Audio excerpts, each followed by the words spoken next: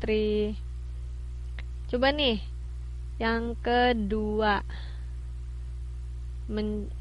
cara mengekstrak informasi atau menuliskan kembali informasi ke dalam suatu tabel.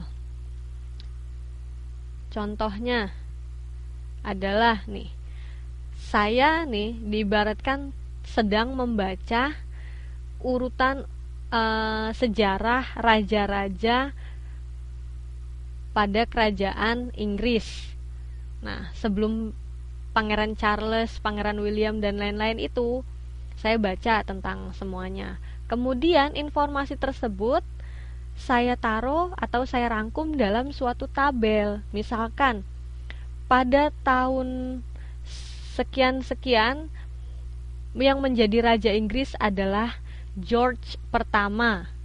Nah, regionnya atau masa kekuasaannya itu adalah pada tahun 1714 sampai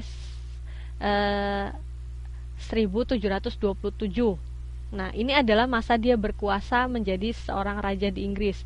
Kemudian kalau ini saya terlalu rajin misalkan, sampai ada fotonya segala ditulis. Kemudian di situ saya merangkum juga lahir pada tanggal 28 Mei 1660.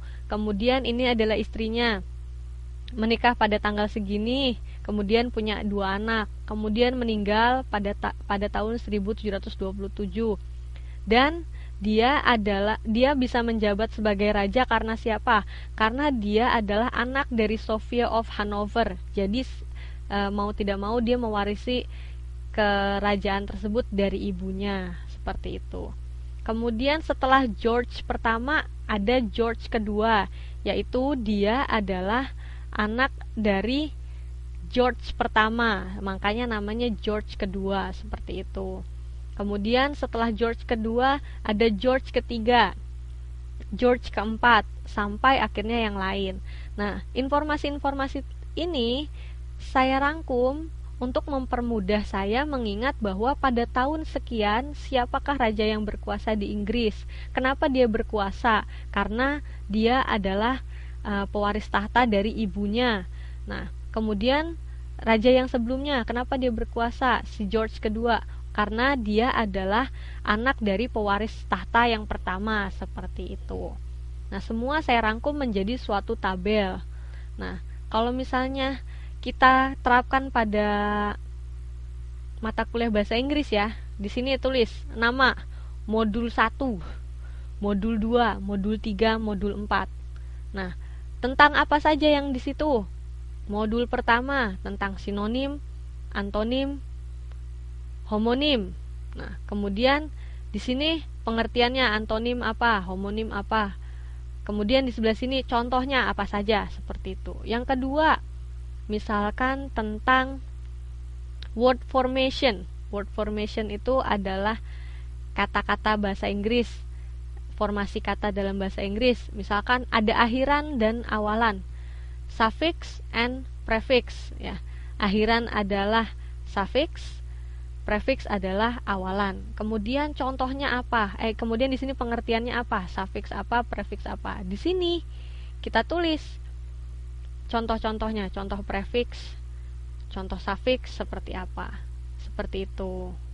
Kemudian di sini mungkin ada catatan-catatan kecil. Ini sulit di sebelah sini, sini, seperti itu. Mengerti?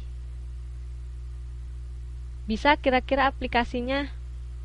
Ini adalah salah satu tips juga gimana cara menghafal. Ya. Nanti diterapkan ya. Mau latihan? Maksudnya, mau latihan misalnya membuat tabel seperti itu, kirimkan ke saya. Ini tidak wajib, tapi silakan yang mau melakukan boleh. Misalkan merangkum modul 1 sampai modul 9 dibuat menjadi sebuah tabel seperti ini, sesuai dengan yang seperti saya bilang tadi. Misalkan modul 1 ditulis di name, di sini name, modul 1. Kemudian material, maksudnya tentang apa gitu kan.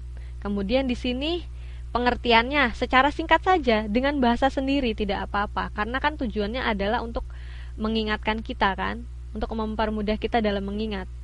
Nah, kemudian sini pengertiannya, di sebelah sini adalah di kolom yang ketiga adalah contoh seperti itu. Jadi mengingatkan mbak-mbaknya. Yang mau mengerjakan dan mengirimkan kepada email saya boleh, nanti saya periksa. Temanya harus tentang modul 1 sampai modul 9. Jadi untuk membantu mbak-mbaknya menghafalkan modul seperti itu. Gimana? Terserah, yang mau mengumpulkan boleh, yang tidak mengumpulkan karena sedang sibuk tidak apa-apa. Ya? Seperti itu. Sekarang kita latihan nih, gimana caranya membuat tabel seperti itu. Yuk. Nih. Oke, tadi kan kita sudah sejarah raja-raja. Nah, selain dulu setelah tidak ada penguasa, maksudnya tidak ada seorang pewaris tahta yang laki-laki, maka diputuskan Inggris Raya di bawah kekuasaan seorang ratu. Nah, salah satu ratu terhebat sepanjang kerajaan Inggris itu adalah Elizabeth pertama, kemudian Queen Mary, kemudian ada juga Queen Victoria. Nah, julukannya adalah The Great Queen Victoria.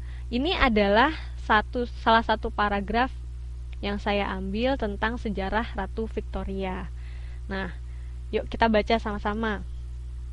The Great Queen Victoria.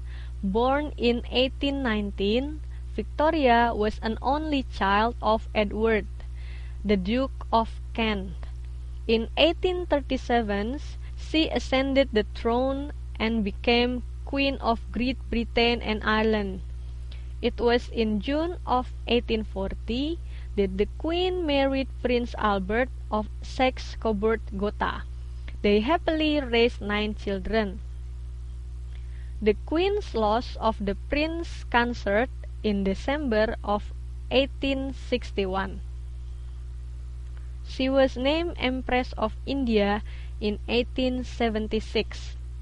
Victoria's long reign witnessed an evolution in English politics. Queen Victoria died of natural causes in January 1901. Jadi, di sini dia lahir pada tahun 1819. Kemudian dia adalah anak satu-satunya dari Edward, Duke of Kent. Duke itu bisa dibilang seperti pangeran atau raja. Atau kalau dalam Inggris biasanya dipanggilnya Earl. Seperti ini. Nah, jadi di Inggris itu kalau misalkan anak seorang raja atau ratu, anak pertama kalau laki-laki itu dibilangnya prince. Kalau anak kedua itu dibilangnya earl. Seperti yang saya tulis di sini. Anak ketiga misalkan dibilangnya duke, seperti itu, tergantung kedudukan. Seperti kalau putri pertama biasanya dipanggilnya princess gelarnya. Putri kedua biasanya, atau dia menikah dengan seorang pangeran, dia dinamakan dengan duchess. Seperti itu. Kalau laki-laki duke, kalau misalnya perempuan duchess, seperti itu. Nah, Victoria ini menjadi seorang ratu karena dia adalah cucu dari raja sebelumnya. Karena raja sebelumnya tidak mempunyai seorang anak, jadi langsung datang tahtanya ke cucunya, jatuh kepada cucunya, yaitu Victoria. Pada saat itu dia masih berumur 18 tahun. Nah, kenapa dia suaminya tidak menjadi king? Karena yang menjadi yang berkuasa adalah Victoria, yang mendapat gelar kekuasaan adalah Victoria, bukan suaminya, sehingga suaminya tidak bisa dinamakan king walaupun dia menikahi seorang ratu. Jadi namanya Prince of Consort. Prince consort itu adalah suami dari seorang ratu, seperti itu. Gelarnya Prince consort, pangeran, suami suami pangeran, seperti itulah. Nah, kita lihat di sini. Di sini ada tanggal-tanggal kan? Ada tahun-tahun kan? Ada tahun 1819, ada 1821,